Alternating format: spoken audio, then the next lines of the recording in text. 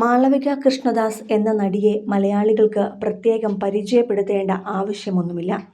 ഇപ്പോഴിതാ 1 വർഷം മുമ്പ് കുറ്റിയടിച്ച് പണി തുടങ്ങിയ മാളവികയുടെ വീട് പൂർണ്ണസജ്ജമായി പ്രേക്ഷകർക്ക് മുന്നിലേക്ക് എത്തിയിരിക്കുകയാണ്. നടിയുടെ ഏറെക്കാലത്തെ സ്വപ്നമായ സ്വന്തമായി ഒരു കുഞ്ഞു വീടെന്ന സ്വപ്നമാണ് ഇപ്പോൾ പൂവണിഞ്ഞിരിക്കുന്നത്. ലളിതമായ വീടുപോലെ തന്നെ പാലുകാച്ച് ചടങ്ങും ലളിതമായിരുന്നു. അടുത്ത സുഹൃത്തുക്കളും ബന്ധുക്കളും മാത്രം പങ്കെടുത്ത ചെറിയ ചടങ്ങായിരുന്നു ഗൃഹപ്രവേശം. പ്രത്യേകിച്ച് പ്ലാനിങ്ങുകൾ ഒന്നുമില്ലാതെ ഒരു കാർ യാത്രക്കിടെയുണ്ടായ സംസാരത്തിനിടെ തുടങ്ങിയ വീടുപണിയായിരുന്നു ഇത്. പട്ടാമ്പിയിലാണ് മാളവികയുടെ യഥാർത്ഥ വീട്.